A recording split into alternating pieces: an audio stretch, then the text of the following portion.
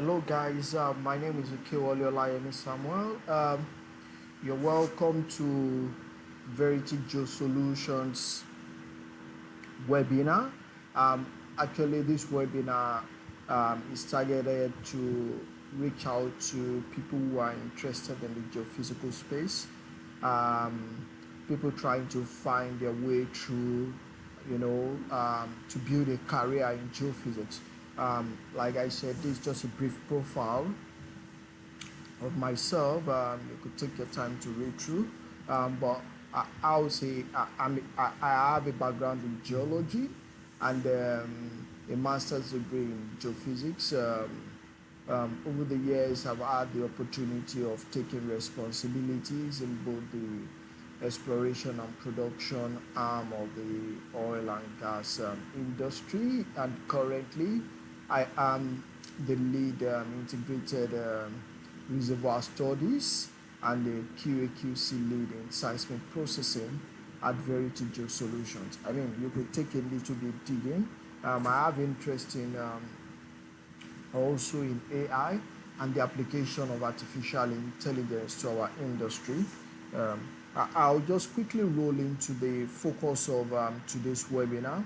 Um, at the end of this, you're free to send to me your questions. Hopefully, I'll be able to provide um, some assistance. You could also hook up with me on LinkedIn. All of my profile information will be shared with you at the end of this webinar.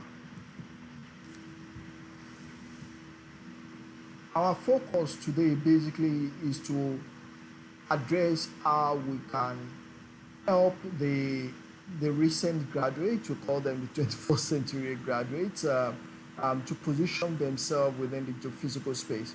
I mean, a lot of people go through school with a focus of coming out to work in the oil and gas industry. Fantastic, there are a lot of opportunities, but beyond the oil and gas industry, I must say that there are also opportunities where you can practice geophysics and still feel very accomplished. Today, this will be the outline of my presentation. I do have some very interesting cartoons. Um, First is to answer the question, who is the geophysicist? I do have some very interesting perspective, and I hope you agree with me at the end of the day. Also, I want to say while you're in school, what are the things you're supposed to be doing, or if you've just left the university, what are you supposed to be doing?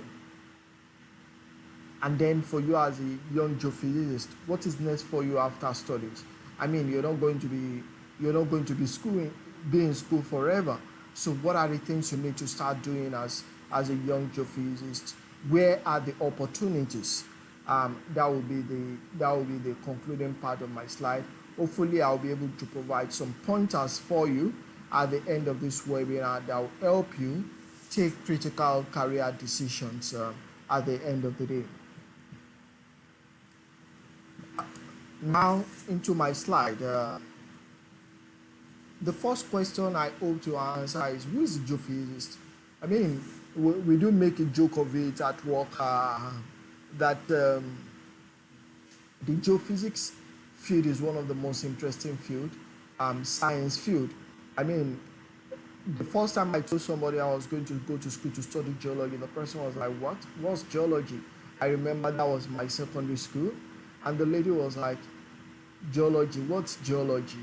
I mean, and over time, I discovered that the understanding of the subject matter, a lot of people leave secondary school wanting to become doctors, lawyers, engineers, all kinds of engineers. But very few people know the science of geology or geophysics. So traditionally, I would say geophysicist is a scientist. Actually, we are called scientists, really, that studies the earth. Yeah, there are different aspects to the study of the earth, but we are talking about the study of the physical earth now. There are other aspects of the earth and the universe in which we live in that other people study. But our focus is to be able to unwrap what is the earth, what are the constituents of the earth, how do we measure these constituents of the earth, what are the usefulness of the materials we find in the earth, to improve humanity's life generally. So you see our impact in the areas of finding water, finding energy, finding raw materials that people can use, for different endeavors of the earth. So, like the earth, the mother earth that supports the entirety of humanity, you can say the geophysicists are the art of supporting the entirety of humanity. I mean, the work of the geophysicist is not as straightforward as you may see it. That's why it's always difficult for him to be able to say, oh, like the engineer, you look at him and you're asking him, what is 2 plus 2? And the man looks at it. He's a man that lost precision. He wants to measure to the last error. And then you ask him, 2 plus 2? He says, oh, it is exactly 4. The geologist, because he has never been inside the earth before, he has to rely on indirect and some direct measurement for him to be able to reach conclusions. So you are looking at him and you're asking him 2 plus 2, young man, and he's looking at you. He said, okay, should I use my geology mind or my mathematics mind? And then using his geology mind, he's telling you, okay, it's a probability because it's never been there. So it's somewhere between, so 2 plus 2, the answer should be somewhere between 3 and 5. And the geophysicist is like a photographer. He goes in there, he takes a picture, and then he takes the picture to his laboratory, and he can perform all kinds of magic on the picture. I mean, there are modern tools these days that shows you, you take a picture, and then you take it to the laboratory. You can do all kinds of image enhancing processes. And then somebody with tribal mass can come with smooth skin. Somebody with ashen fit face can come out with the smoothest of skin. So the geophysicist is asking you, hey man, what do you want it to be? I'm a magician. But really, the geophysicist is not a magician. He's a guy that has understand how to use physical laws, okay, to produce results.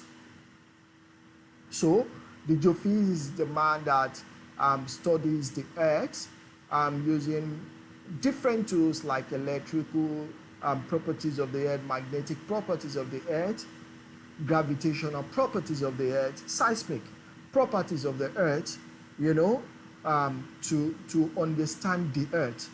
And using these tools, is able to properly image the earth, hopefully, and then is able to properly interpret it, and then give you results that approximates the image of the earth, so that you can take decisions as to finding resources, decision as to what structural elements can support what, where and how can you find a particular set of materials and all of that. And that makes the work of the geophysicist a very, very tedious, difficult at times, tough at some other times, but very, very interesting field of study. So it is actually a field for the very, very inquisitive mind, a mind that is able to take several information, like the old alchemist, take several sources of information and pieces of information, piece them together in order to be able to make a whole picture. Likely, as a geophysicist, your work will be focused on 4 basic areas, regardless of what aspect of geophysics you choose to go into. First is that the geophysicist is a powerful modeler, or he must have an understanding of the model, or he must be able to model what he is trying to either image or to interpret. So he's starting out with a model at the back of his mind, and that's why it is always very useful that as a geophysicist you understand geology, because the geologist has interacted with the earth either by looking at outcrops on the field, or taking some of these cores that have been bored through wells into the laboratory, and then he already has a model in his earth. So taking this model, is able to create the model, or if you are the geophysicist with a solid geological background, you are able to take this earth model and then You say, okay, if this is the earth model that I'm trying to image or trying to understand, okay, how do I design parameters that can help me measure the properties of the different dimension or face of this model? So that takes him into acquisition. So the man goes in and using his understanding of the physics of the earth, is saying, okay, this material is very, very conductive because it has this kind of fluid in it and this kind of pore spaces and this kind of rock material. Okay, the best thing that is going to work for me if I want to measure the properties of this thing is to be able to tap into its electrical properties. So I'm going to use electrical methods to do this. Or basically he's saying, no, the materials I'm dealing with, oh, they are extremely heavy, they can attract, they have magnetic properties. And then he looks and says, okay, maybe I should use magnetic methods here. Or at some other time, they say, no, this cannot help me properly see what I want to see in the earth. It's like the photographer that is choosing different kind of lens, okay, on his camera, using different kind of lens because he's trying to image different kind of things. So the level of the image you are trying to capture determines the kind of lens you use. So it is with the geophysicist.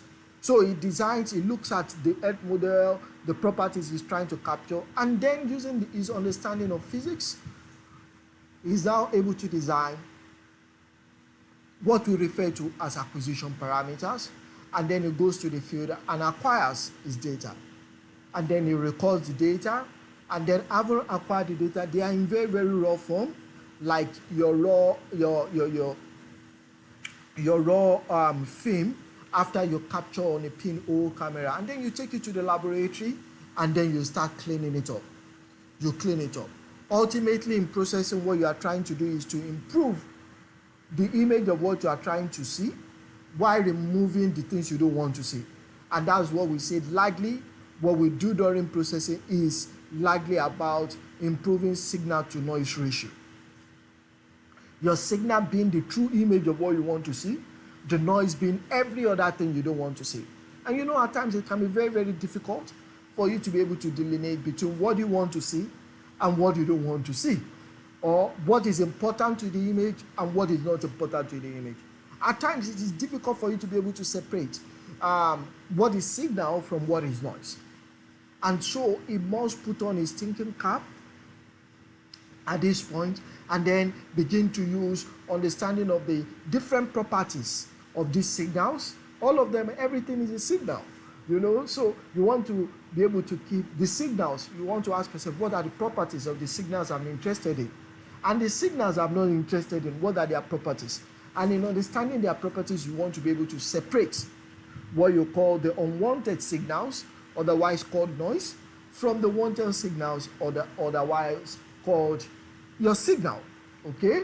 And having done that, it packages this into, an image that it can then see, and then is able to say, oh, this is the head, oh, this is the nose, oh, this is the mouth, okay, of the portrait that I just took of my client. The same thing, by then is able to now, having cleaned up the data, look at it, and then is able to interpret the data set.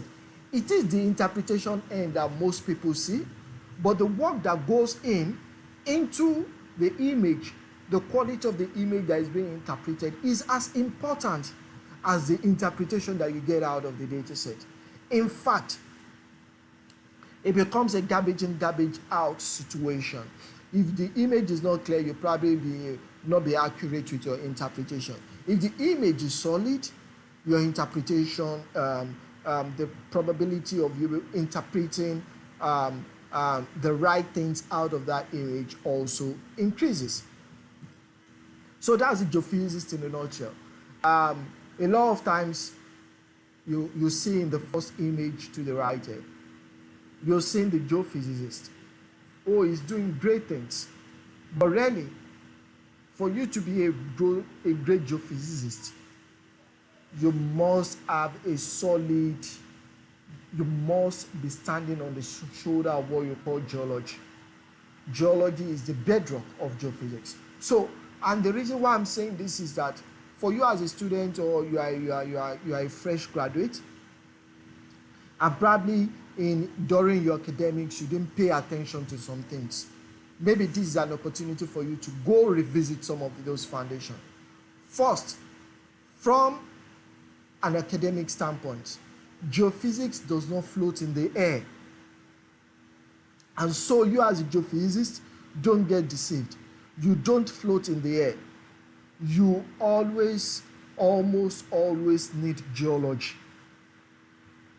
Without the understanding of geology, you cannot design your acquisition parameters properly. You cannot even build your initial models properly. You don't know what you're going to the field to measure. Okay? So it's either you have a very solid geology background, or you have a solid geologist working with you. And I'll say to you as a young geophysicist, in case your geology foundation, or you tell yourself, oh, I don't like geology, I don't like, what they do there, you need to start paying attention. Geology is the shoulder upon which your geophysics stands upon. Having said that, I say to you that your numerical physics, your physical sciences are also extremely important. Subjects like physics and mathematics. These are concepts, as a young undergraduate, you go into school and you're just doing the y, the x, so it's just calculus. These things have real life applications. So if I were you, I would start asking myself, what are the applications of these different methods that I'm being taught, either in physics or in mathematics? Take, for example, optics. Most of the things you learn in optics, they form the foundation of what you're going to learn in seismology. Okay? Your seismic method is all about understanding reflection. Okay? Understanding refraction. Understanding the properties of wavelets. Understanding how you can decompose the different parts of your wavelet, okay, into different components, because different components are going to talk to different things down the line, either in your data set or in the process of trying to interpret your data set. So don't go to the classroom with the mindset of the typical thing, oh, I'll just go in there, I'll just cram these things, and I'll just pour them out. You are a better geophysicist when you have a very, very solid foundation. The foundation of a house is as important, in fact, it's more important than the house that is sitting on it. There are several people in the industry you see, all they just do is, they are people you can refer to as software scientists. Or they just go to the software, so it becomes a garbage in, garbage out. You click here, you click here, you click here, and then but you don't even know what you're clicking. You don't understand. Is the software working the way it's supposed to be working? So don't be too focused on the tools. You need to be a lot more focused on the science that drives the tools. So that is it on the academics part. It is the totality of the science that makes you a geophysicist. It is not just your core geophysics courses like, oh, we are doing spontaneous methods. Oh, we are doing resistivity. Yeah, those things are important.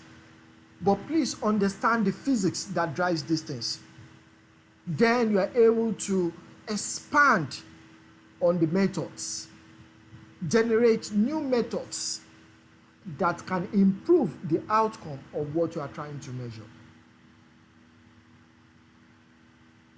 But apart from your academic pursuits, there are other things that are very, very important to your development as a fine professional. One of the most important ones is independent thinking abilities. It is the crown jewel of your development as an individual. You want to be able to sit, look at a problem, and then you ask yourself, what is at the root of this problem? Do I understand the fundamentals? Can I piece the problem into its several components, starting from first principle, and then you take it and then you start working the problem right from the first basics, okay, until you make the whole. Your ability to be able to stand apart and question what you're reading, okay, ask yourself, does it have to be this way? Oh, they've said, oh, everything that goes up must come down. Ah, yeah, fantastic.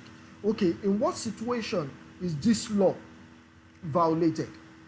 Or in what situations can I violate these laws? Where does that lead me to? So your ability to be able to question what people have taken as norm, not being a nuisance, okay, but in a very intelligent manner, that would be the crown on your head as an individual in becoming a fine geophysicist. Secondly, I know a lot of you went into school and you filled your JAM forms, and basically because, oh, my dad works in the petroleum industry, or my cousin works in the petroleum industry, it makes a lot of money, and so all of your thoughts, all of your mindset is focused on just the oil and gas industry. Hey, can you pull the brake? The world is changing. Maybe you've come a little bit late to the play, okay? The need of the world regarding energy is also changing very fast.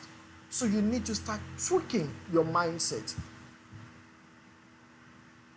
to where else can I apply my science to improve the world and solve problems.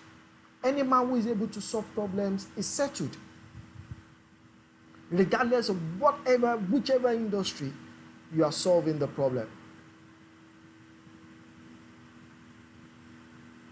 Seismic is at the heart of so many industries. Yeah, several years ago, seismic was likely focused to the oil and gas industry. But believe me, today, seismic is unraveling a whole lot of solutions globally. Seismic is being used in the mining sector today.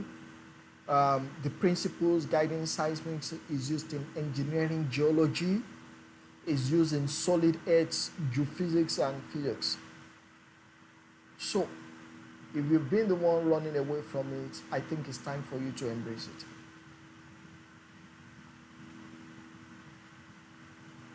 I would also say to you that every geophysical method you've learned has its application in different fields and endeavors of humanity. I've mentioned the mining sector. It is fast expanding, a country like us, we are just starting. But if you go to nations like Canada, like Australia, you see a lot of advancements.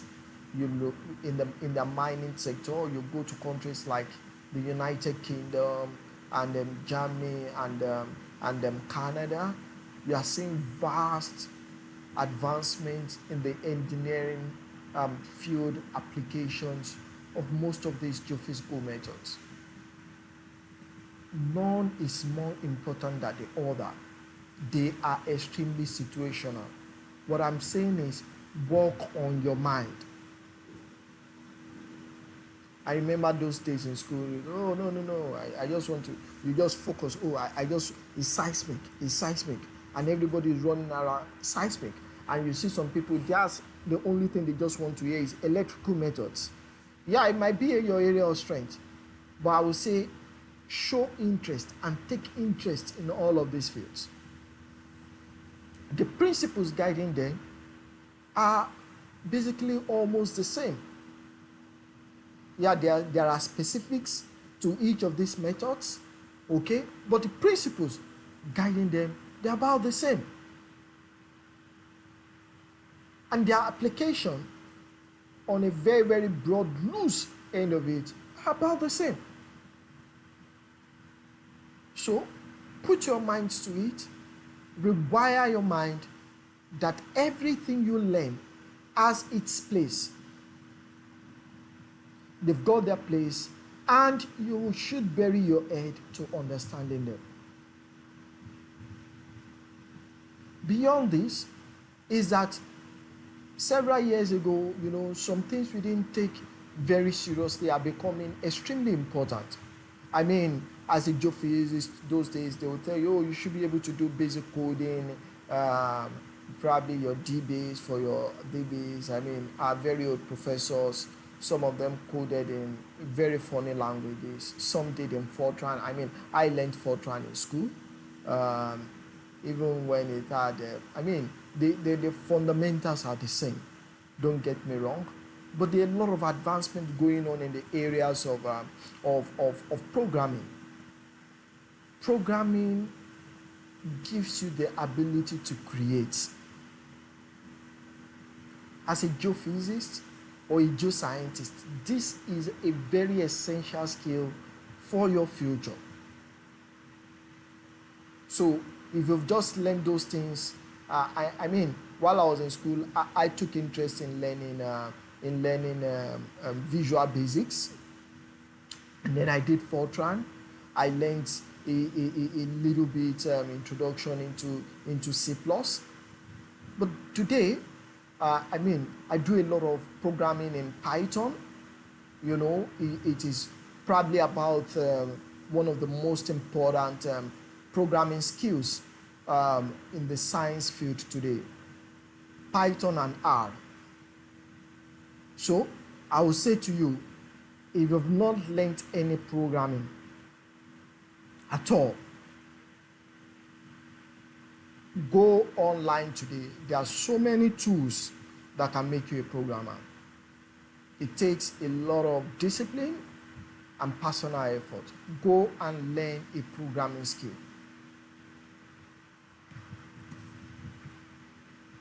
You will discover that the best time you had was yesterday in terms of how much time you have in your hands. Even before you get employed. The day you get employed, there's going to be a lot of demand on your time. So today, it is very important. It is very important that you build the skills you require for your future. So what is next for you as a young geophysicist? Oh, you've left school. Oh, you've done some of these things I've mentioned in the last few slides. Very early on, I would say it is important to decide where you want to play. For some of us, leaving school, we were a bit narrowed, okay?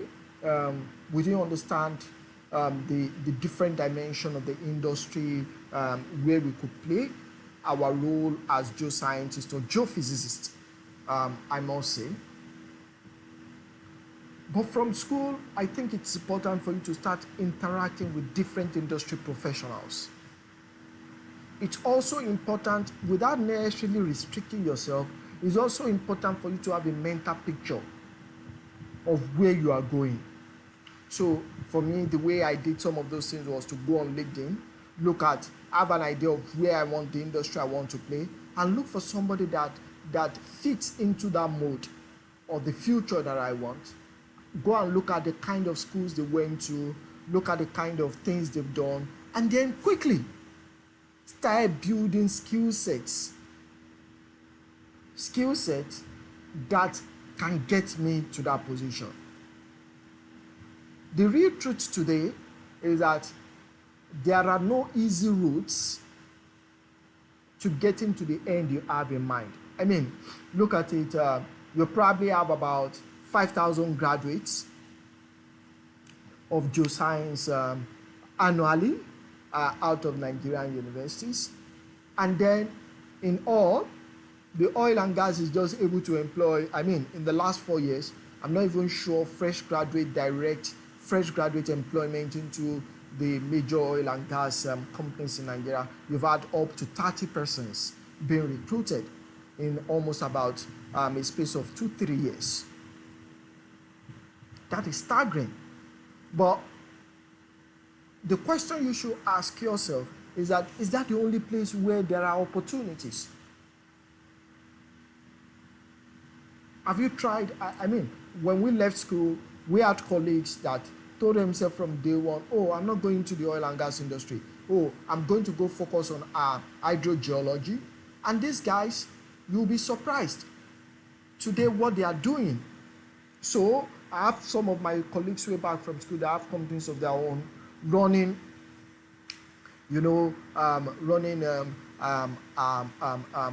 companies that investigate, that do hydrological investigation. Some of them are into engineering and environmental investigations, helping you to check your foundations. They run different geophysical methods to understand the soil structure and soil nature and the state of the soil, okay, for road construction, for building construction. I mean, some of them are in the mining sector today, using their skill set to find solid minerals and all of that. In fact, for some of us, when we left school, we first found ourselves in the financial services. Although in Nigeria, the financial service sector rarely use our skill set as geoscientists or geophysicists. But I mean, if you go into a consulting firm like Deloitte or KPMG, and then you can consult using your understanding of the industry or your science, okay, to provide services to companies in the oil and gas sector or the mining sector. So I will say to you, cast your net wide when you're starting out, in as much as you have a focus of where you want to play. Also from the beginning, cast your net wide. Cast it wide. Don't narrow yourself up into just a tiny speck of place, and then you keep telling yourself, oh, there are no opportunities.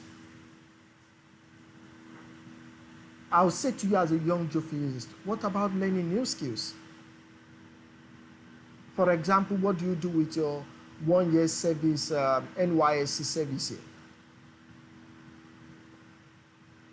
It's an opportunity for you to learn new skills. It was while on the job I moved into the area of artificial intelligence and started thinking of how can I combine this with the science of what I do to be able to bring forth new solutions to the industry. And I'll also say to you as a young person, you've just left school, if you think there are no opportunities, knock on doors and ask for internship opportunities. Experience, regardless of how little it is very, very important for the future you are trying to build.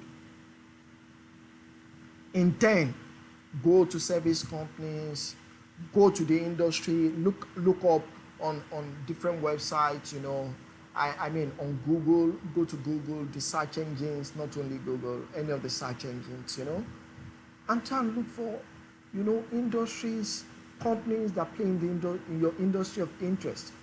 Go there physically and provide your service as an intern. Lastly, I will say to you, as a young geophysicist looking out for opportunities, network. Networking is extremely important for the future you have in mind. Go to conferences,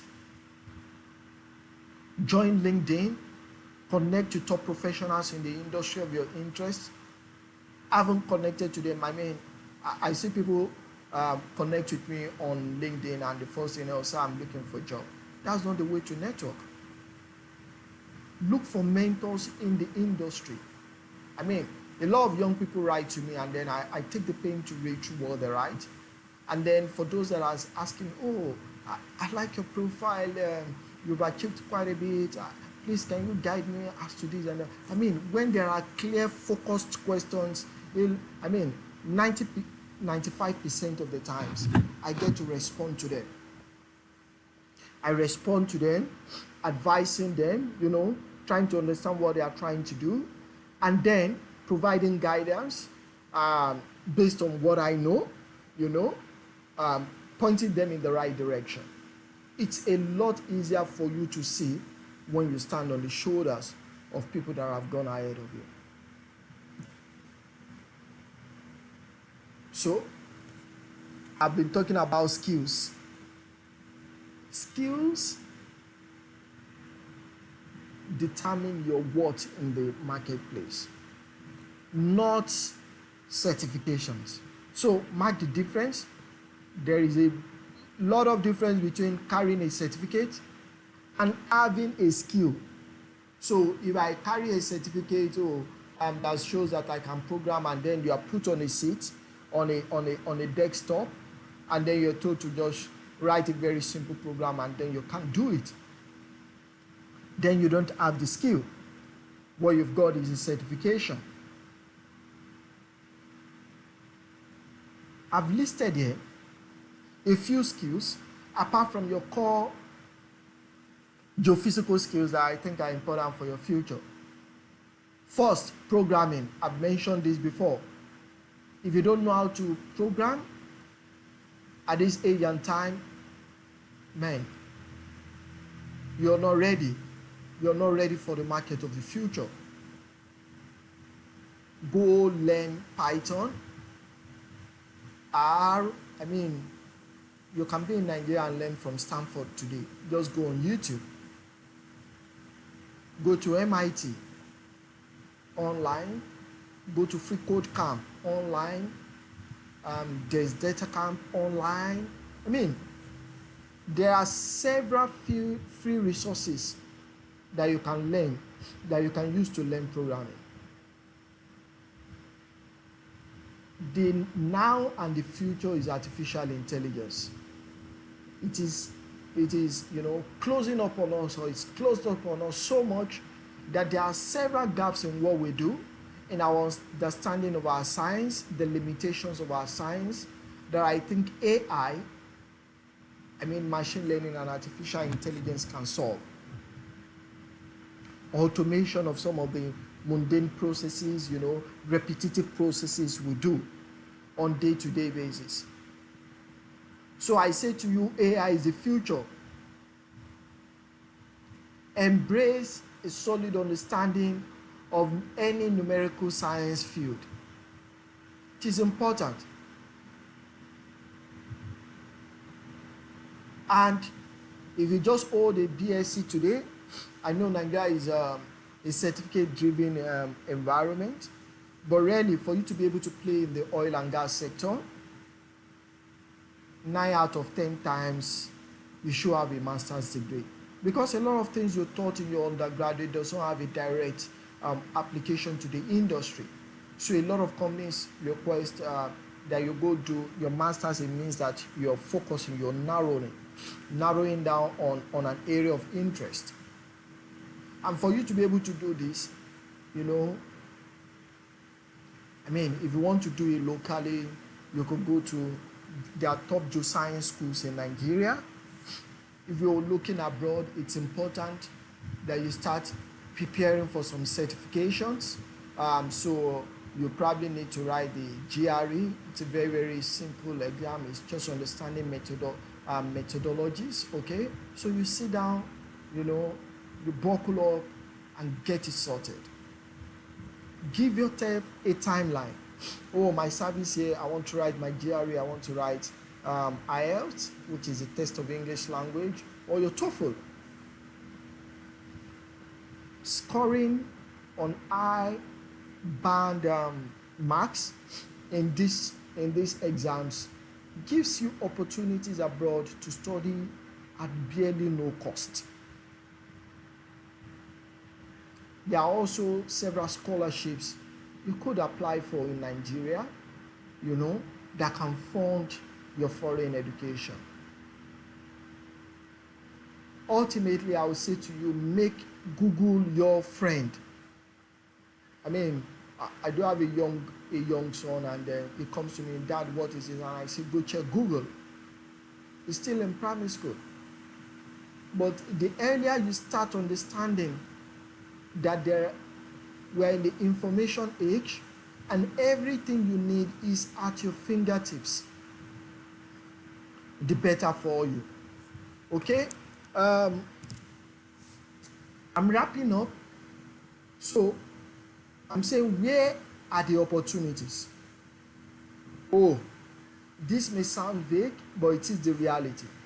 The opportunities are everywhere, and the opportunity is nowhere.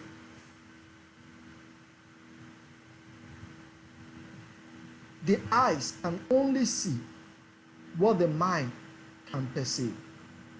So it's about perception. A man, depending on where he's standing, is seeing a six, either a six or a nine.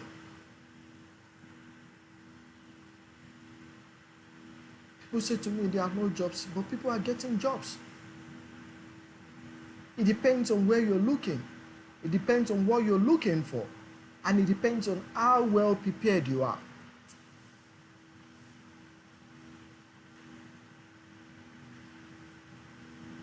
This is going to be a bit broad, but I'll try and address different markets depending on, as a function of our current realities.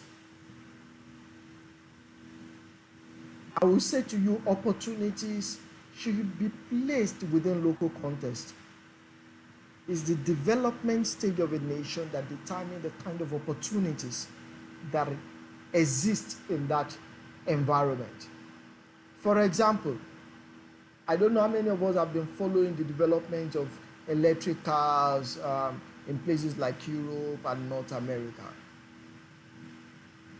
What that says to you automatically is that there will be fewer opportunities in the fossil energy sector, like the oil and gas sector, and new opportunities might be emerging for you as a geophysicist in the mining sector. People are trying to understand, how do we mine lithium, for example, which is a very important component for the lithium ion battery, that is used for electrical cars. Some of those nations are battling with very serious environmental issues. They are looking for people that will help them understand the solid earth. Why do you have this kind of issues popping up? So you will not go to that kind of environment and you go and start looking for, jobs in some industries when you can modify your skill set to fit into either the environmental geology or the engineering geology sector. For some nations, it's about industrialization. So they are looking for experts in the mining sector. That is not the environment to start going to look for job in the oil and gas sector, for example. Africa is just waking up. A lot of industrial opportunities that will be driven by fossil fuel in Africa. For example, the Dangote industries, they've just built their refineries, and then it will be fed with hydrocarbon. The hydrocarbon is going to come from a place like Nigeria. Okay? And that's not the only refinery that is popping up in Nigeria. There are several of other smaller modular refineries. So you want to ask yourself, maybe there's still opportunity for us in the fossil energy sector in Nigeria. But don't take your eyes away from what will feed you in the future, that will feed your career in the future, in the next 5 to 10 years. You have to be looking and be very, very attentive to what is happening in the environment. Asia is growing, and they are going real fast. So as a geophysicist, I'll ask myself, which sectors are the ones driving growth in this economy? How does my skill set fit into those sectors? So the way I put this mildly in terms of opportunities is watch where the big players are heading. That is where the future is. So you quickly look at the body language of nations in Europe, top nations in Europe, in America. Watch their body language. Nigeria is still a very, very strong, relevant sector out of Africa. Watch the body language. Once you immediately see where the big players are heading, I will say follow suit. Immediately you understand the global perspective. Now focus on local positioning. So if Europe is taking the whole of Europe is saying, oh, by 2030 we are converting all of our fossil fuel cars into electrical cars. You know that the bulk of vehicles that are used in Nigeria are brought in from Europe and Asia and North America. You know that it's just for you to put a time lag between 2030 and when, I would say maybe about 8-10 years after which the cars they use are probably the ones you're going to be finding on the streets of Lagos, Abuja, and major cities across Africa. Saying to you that things are shifting. So how do you position yourself? It's just a function of time. Things will catch up. So I will say to you, where are the emerging opportunities? I can't mention this enough. The mining sector holds a lot of potential in Nigeria. Yeah, a lot of things are a bit chaotic, but don't be deceived. It is in the midst of chaos that you find opportunities. I work as in the seismic processing industry, seismic acquisition and processing industry. Today, I say it with a lot of confidence. Processing geophysicists they are an endangered species in our industry. Competent processing geophysicists. So you want to quickly position yourself. Where are the depths of potentials? Can I position myself in this space to take advantage of the opportunities there? You'll probably find several interpreters, maybe some modelers, a lot of engineers. We are the processing geophysicists. We are the experts in acquisition. These have been fields that you find a lot of expatriates dominating. Can you take advantage of the depth of skills in this field for you to position yourself? There are also entrepreneurial opportunities in our industry. Yeah, funny, right? A lot of us don't know. But I've mentioned a few colleagues of mine, they left school, some of them own hydrogeological companies of their own, some engineering firms of their own, providing engineering, geoscience resources to the industry where they play.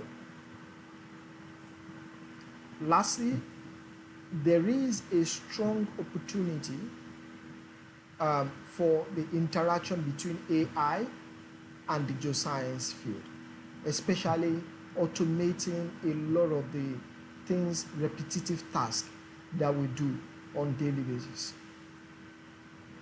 So I will say to you, you don't necessarily have to learn AI to leave the field where you operate. In fact, the mantra these days is it could be what you are doing plus AI. Okay? These things are not difficult. You just need to apply your mind. These are areas where you've got a lot of opportunities for young aspiring geophysicists to tap into and to embrace. Yeah. I want to thank you for listening. I didn't envisage this was going to take this long. I want to thank you for listening to this broadcast. You have questions, I'm more than willing to take your questions. We'll drop the link so you can send your feedback and questions.